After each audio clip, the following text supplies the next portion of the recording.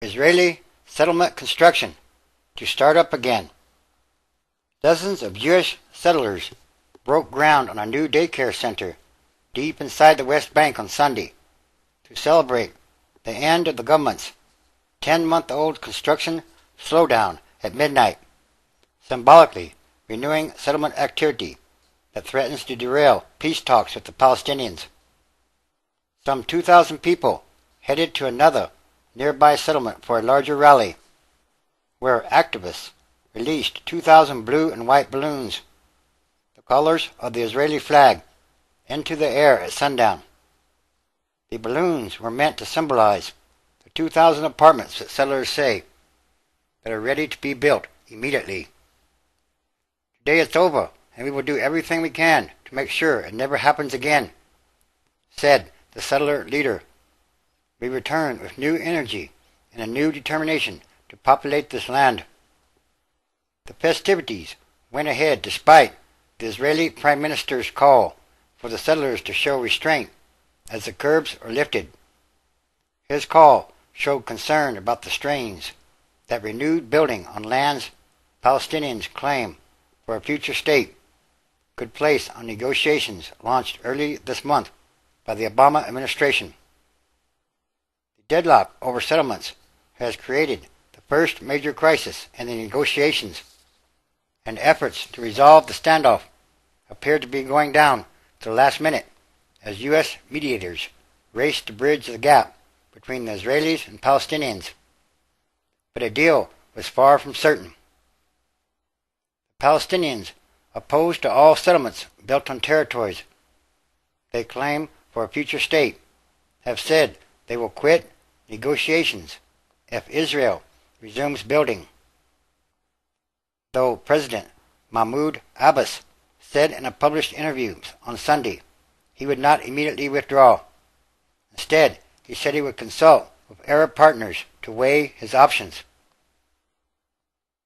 The Israeli Prime Minister, under pressure from pro-settler hardliners in his governing coalition, has said he will not extend the slowdown on construction he imposed exactly 10 months ago. The curbs, which expire at midnight, prevented new housing starts in the West Bank, though the government allowed thousands of units already under construction to be finished.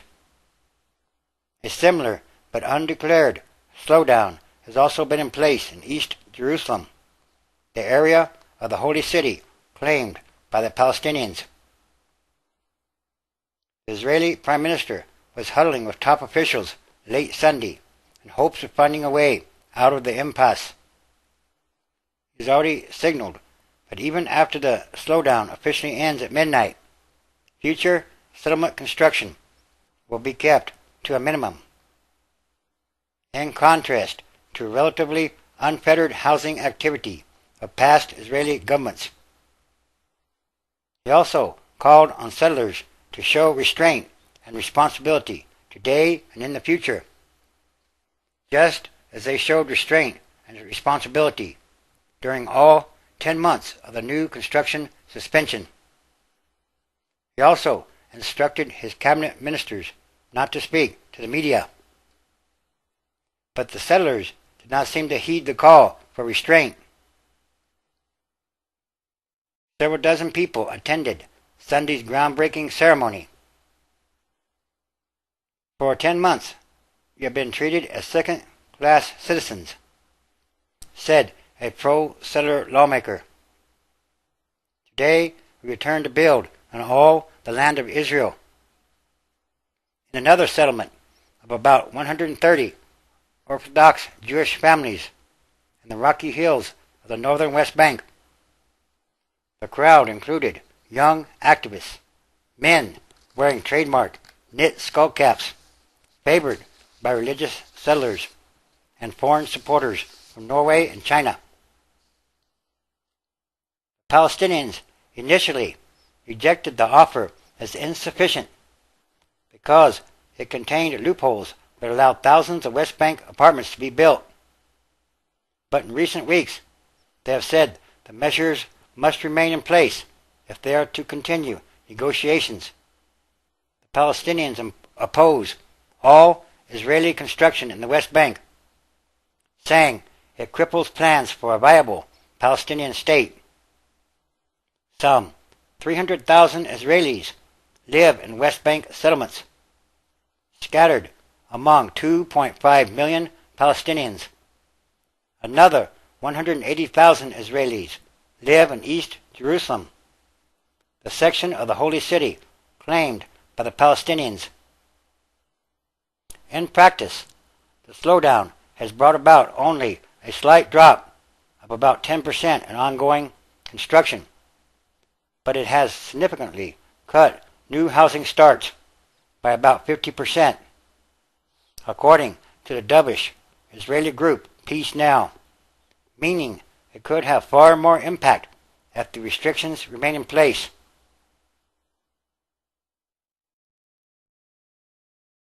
U.S. Secretary of State Hillary Clinton held talks with senior Israeli and Palestinian officials over the weekend in hopes of forging a deal.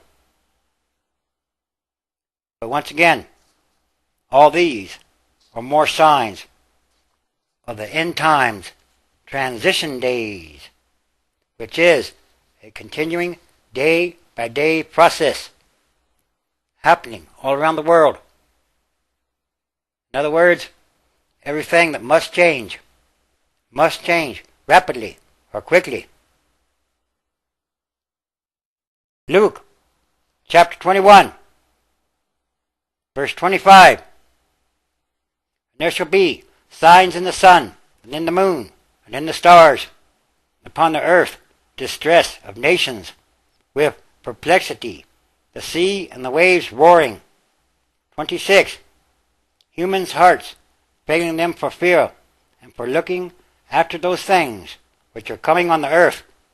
The powers of heaven shall be shaken. 27. And then shall they see the Son of Man coming in a cloud with power and great glory. 28. And when these things begin to come to pass, then look up and lift up your heads, for your redemption draws near. 29. And Jesus spoke to them a parable. Behold the fig tree and all the trees. 30. When they now shoot forth, ye see and know of your own selves that summer is now near at hand. 31.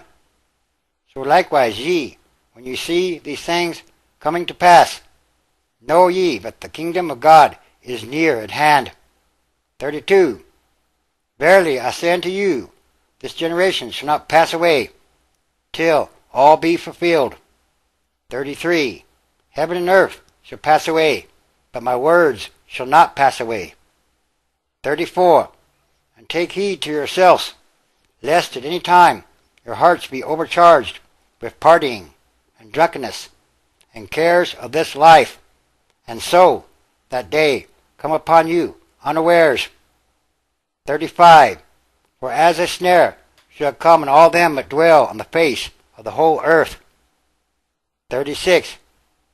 Watch ye therefore, and pray always, that ye may be accounted worthy to escape all these things that are coming to pass, and to stand before the Son of Man. And yes, it's time. And there are many signs happening daily all around the world.